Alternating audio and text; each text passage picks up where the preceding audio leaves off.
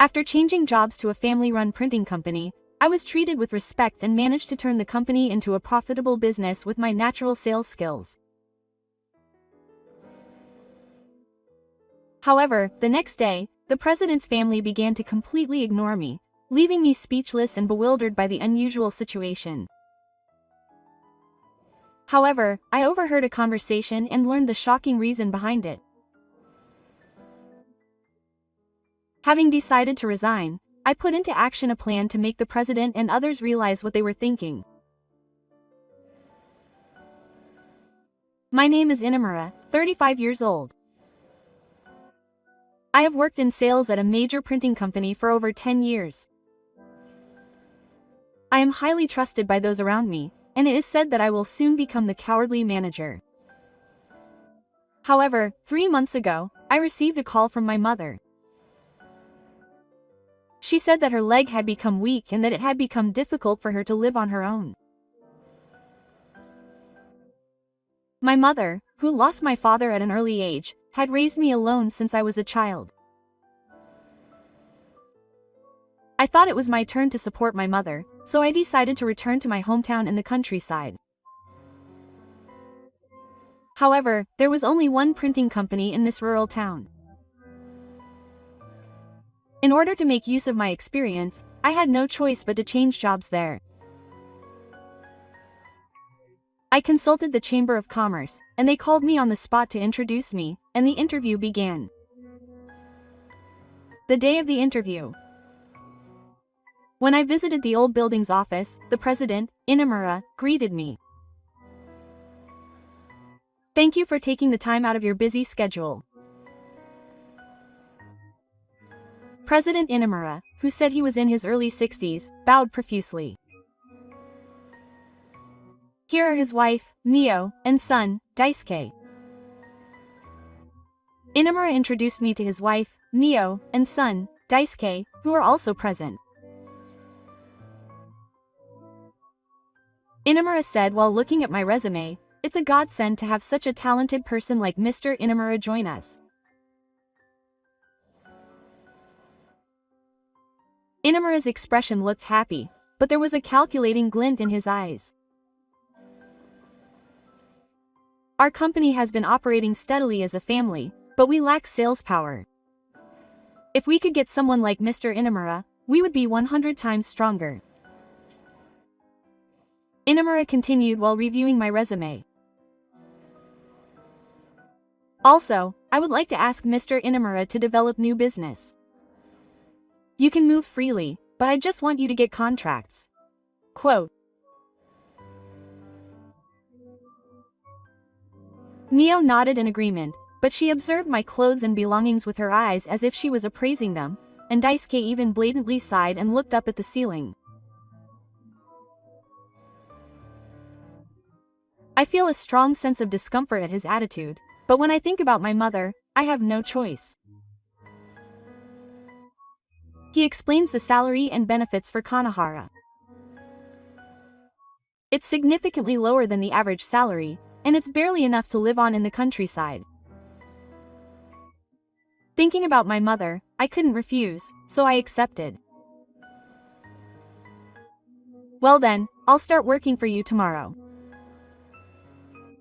Kanahara smiled broadly. And so I began working at a local printing company. The next day, I went to work at 8 a.m. However, President Kanahara's attitude was completely different from the interview.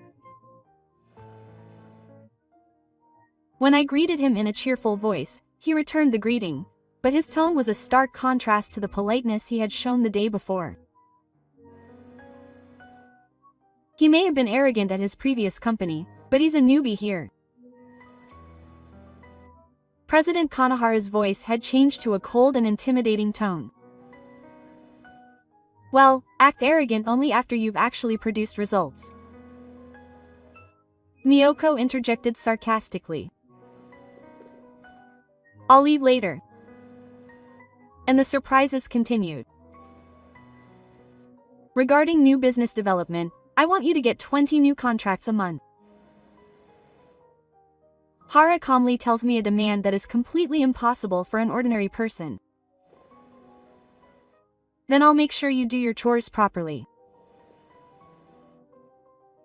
And I was left in charge of all the chores, like cleaning the toilets and the printing factory. Several workers were operating the machines at the factory, but no one said anything to me while I was cleaning. They were watching the expressions of the Minahara family. Daisuke wasn't doing any work and was reading a pachinko magazine. Inamura, buy today's lunch. Daisuke ordered me as if it was a matter of course. Although I felt this treatment was strange, I decided to obey since it was my first day at work. After starting work, I was organizing documents at the office where Yoshiko was in charge of accounting. Then I happened to find the financial statements in the back of a desk drawer. The figures were shocking. The debt exceeded tens of millions, and the monthly deficit was more serious than I had imagined. What are you doing? Yoshiko glared at me in a sharp voice. I'm sorry. I hurriedly put the documents back in their place. Yoshiko's expression was clearly wary. Even so, I finished the chores quickly and used my natural sales skills to tackle new business development. I gradually secured contracts by visiting local hospitals, city halls, and chambers of commerce. However, Kawa's attitude was cold even after I brought the law home. Even so, I continued to work every day, enduring my irritable feelings. When I thought about my mother's medical and nursing care expenses, I couldn't just quit this job. I was steadily securing new contracts, but the Shikahara family took my achievements for granted and never expressed any gratitude. One day, when I returned from management, my desk had been moved to the corner of the warehouse. It's too cramped. You're fine in the corner, Daisuke said with a smirk. Still, I gritted my teeth and endured it. I vowed to myself that I would definitely change this situation.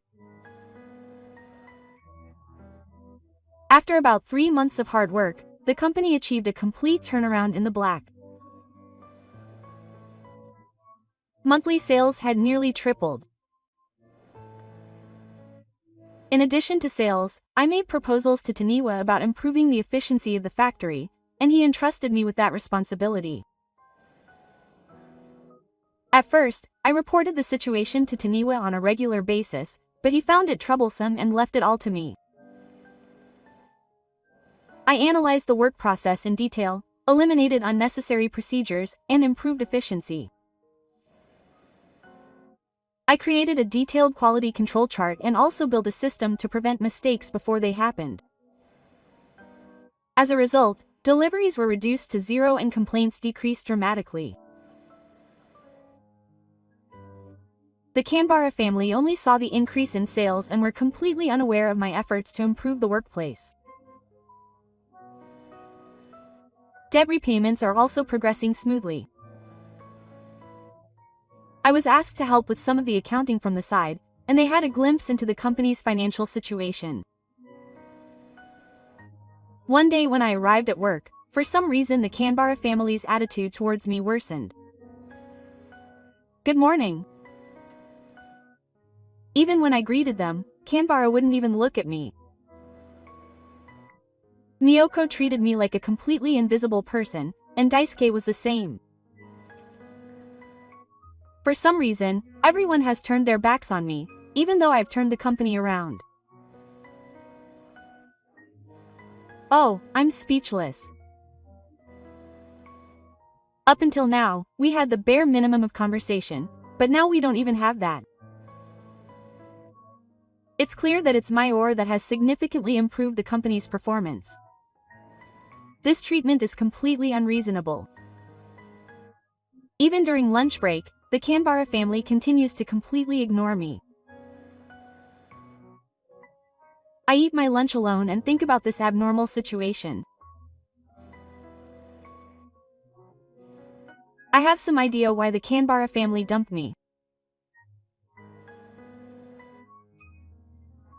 It must have something to do with the major printing company I've been frequenting recently. Then, by chance, I could hear Shikahara and Miyoko talking in the president's office down the hallway. "How's Inamura doing?" Canberra asks, as if to confirm. "He's completely exhausted. At this rate, he'll probably quit soon." Miyoko replies with satisfaction. "The printing company has offered to make us a subsidiary, but the condition is that Inamura be promoted to sales manager. I can't accept those conditions. Of course. If we become a subsidiary, our business will be stable, and we'll make a lot of money from selling our shares. But I have no intention of promoting Inamura and raising his salary. Even his current salary is a waste for errand boy. I'll ignore him until he quits. We can explain to the major printing company that his achievements are due to our guidance. And then we can continue to be managers." I can hear Chiwa's satisfied laughter. Despite the fact that I was explained the condition that I would be made the sales manager, the Canberra family is trying to cut me off and monopolize the profits. Even if they promoted me to sales manager, the Canberra family would make more than enough money, and the management rights would still belong to the Canberra family.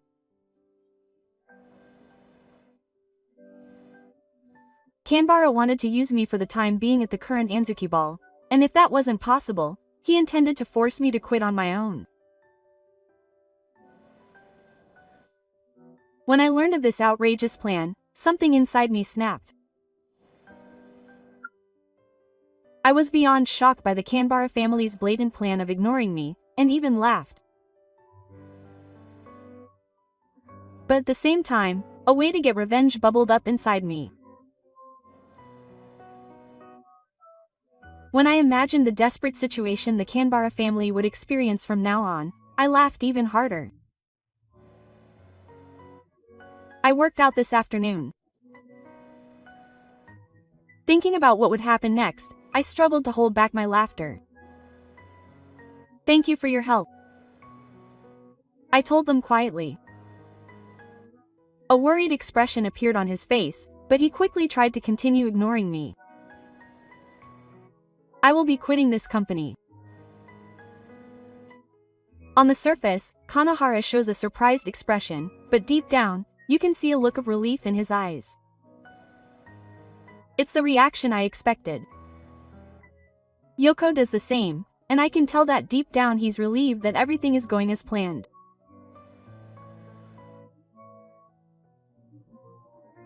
That Inamura-san, Kanahara suddenly pretends to stop him, but his voice is completely unconvincing. I've already made up my mind. Seeing that the Kanahara family seems to be mistakenly thinking that the subsidiary will move forward without me, I hold back my laughter and leave the company. There's no need to keep using this ridiculous person forever. The next day, I decided to visit the major business partners I was in charge of and honestly report that I was leaving.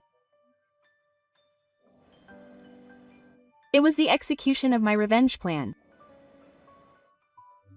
At the local general hospital, which I visited first, the clerk's expression turned to sympathy as soon as he heard my story. If Inamura-san is leaving, we'll switch to a printing company in the next town. The clerk immediately requested that we stop doing business with them. It was only because of your meticulous response that we were able to do business with them. I can't trust anyone else. The reaction was the same at the city hall, which I visited next. I can't trust anyone other than Inamura-san. I'll reassign the order to another printing company. The person in charge said with a troubled expression that they would stop doing business with us. Having lost their main client, the Kanbara family's company would suddenly fall into administration. Along with reporting my resignation, there was one more thing I had to do. I was to go and meet the director of the major printing company that had been promoted to a subsidiary company. In fact, a week ago, I had gone to Nita's company to ask for a subcontracting contract in order to secure a stable supply of work for my company. I thought that if I worked under a major company, I would be able to receive stable orders for work. At our first meeting, Nita looked over my sales materials and showed an expression of interest. I see. I never imagined that the improvement in Ansha's performance would be so dramatic. Despite being a director, Nita was knowledgeable about the situation on the ground and asked sharp questions. Did Inamura secure all these contracts by himself? Yes. I made the rounds diligently. How about the quality control system? I explained while showing her the detailed management chart. Nita looked at my materials and seemed even more surprised. This is great. Even among major companies, there are few that manage things this meticulously. Furthermore, at the second meeting, Hida focused on my proposal skills. It was a proposal that would achieve both cost reduction and quality improvement. It was a proposal that considered the optimal solution for the customer. Looking at Inamura's proposal, it would be a waste to leave it as it is. Nita reviewed my sales materials again as she went along. And at the third meeting, Hida made an unexpected proposal. This is a Furiko's story, but Nita lowered her voice. You probably don't know this since you've only been with the company for a short time, but to be honest, Ansha's reputation in the local area isn't very good. I've heard rumors that it will go bankrupt soon.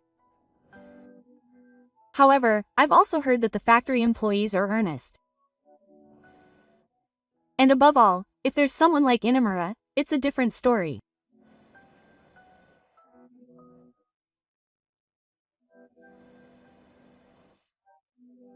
Hida chose his words carefully and said, "Our company is considering making Ansha a subsidiary, so in that case, would you promote Inamura-san to the sales manager of the subsidiary and have him participate in management?"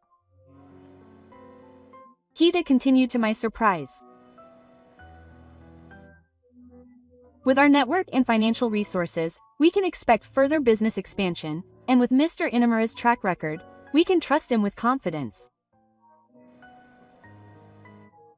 It's true that Hai's proposal is attractive, but I can't accept it right away when I think about the Kanbara family.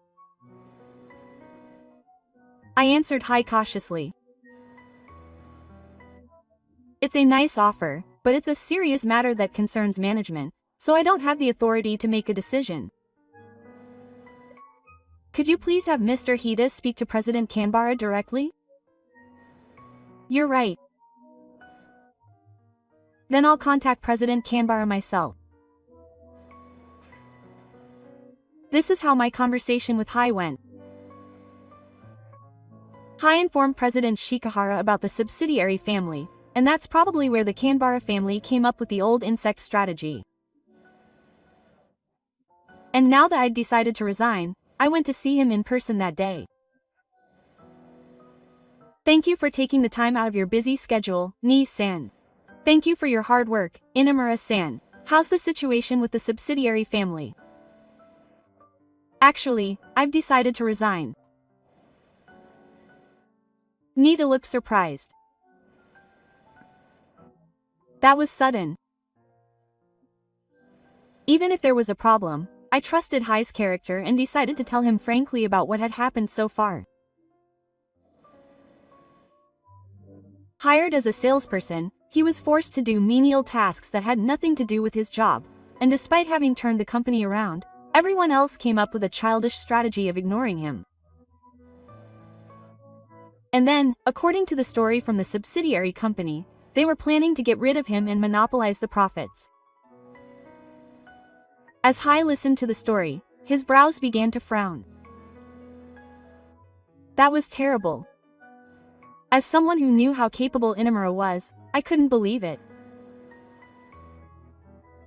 And Hai made a clear decision as a manager.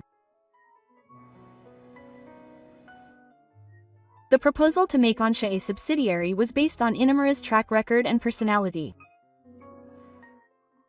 Without Inamura and with a manager like that, the subsidiary company plan had no choice but to fall flat. It was the reaction I had hoped for. Inamura-san, if you're willing, would you please work for our company? Nita scouted me enthusiastically.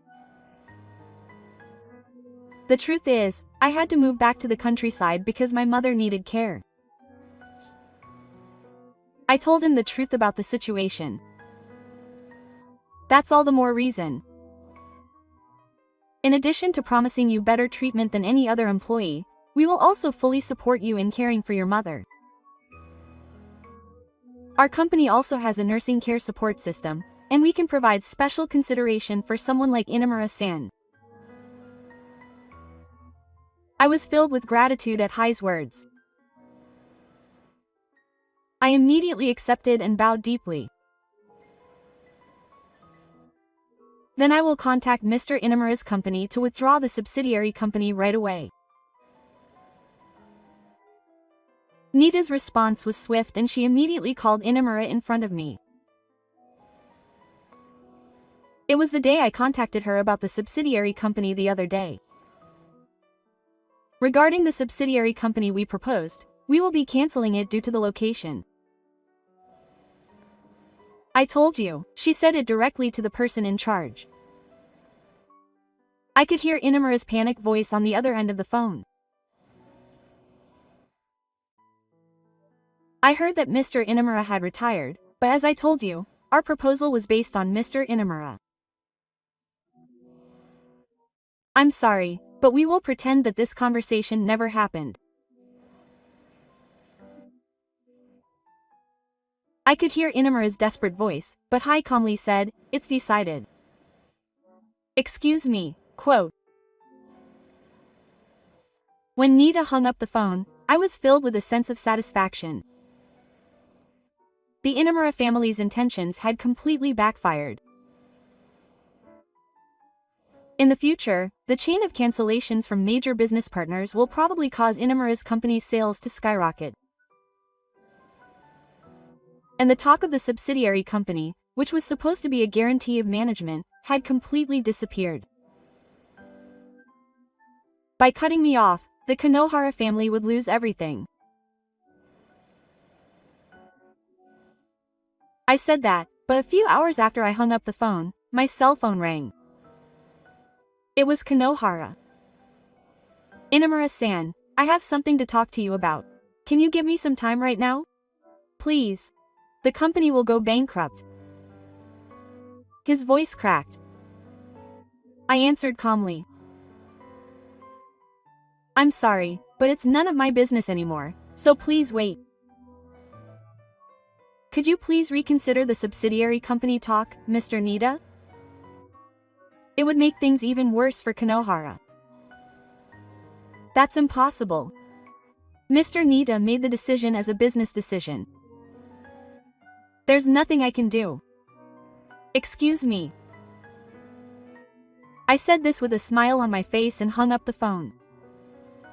The phone rang again immediately. It was Miyoko. Inamura-san, it was our fault. Can you please come back? Please. We also have a mortgage to pay. Miyoko's voice sounded like she was about to cry. I decline. You deserve it. I said this calmly, hung up the phone, and turned off my cell phone. That night, the doorbell rang. When I looked outside, the Kanohara couple were standing there. I opened the front door. Then, Kanahara shouted while kneeling on the ground, "Mr. Inamura, please come back. We were all wrong." Quote. He continued while kneeling next to me and bowing his head. "It's our fault. I'll do anything, so please come back." Quote. The couple were completely shaken, throwing away their pride and everything else and clinging to me. I calmly and thoroughly questioned the Kanahara couple. "Please tell me why you changed your attitude the day after you joined the company." Kanahara answered with a look of pain. "Mr. Inamura was so excellent that I was worried that the company would eventually be taken over. I didn't want to raise his salary, and I didn't want him to be in a higher position than me. So I decided to intimidate him from the beginning and make him listen to me as an employee, and after discussing it with my family, we decided to do so." I retorted in astonishment. Quote, "Are you saying that you treated the person who was going to turn the company around by skimping on his salary?"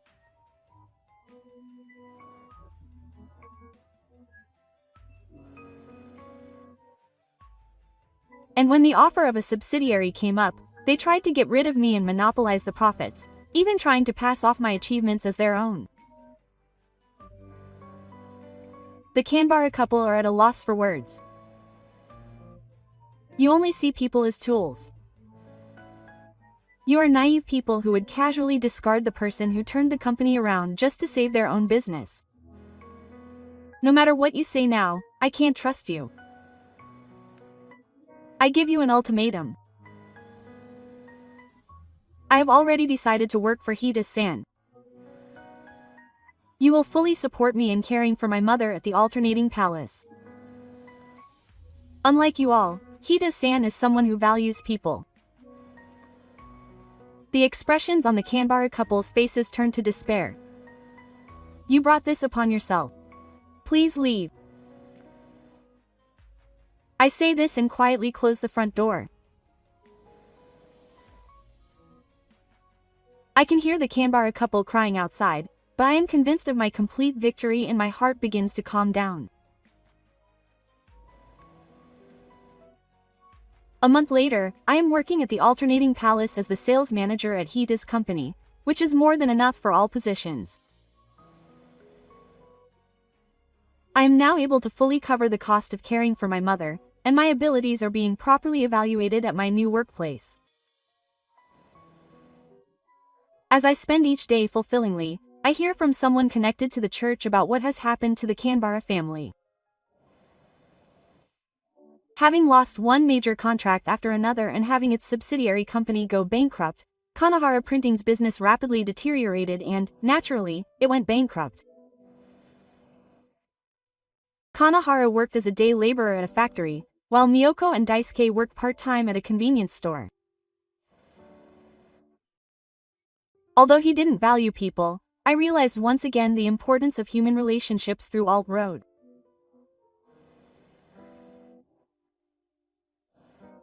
I was grateful to be able to work for such an excellent manager as Hito, and I made up my mind to start a new life in this place with my mother.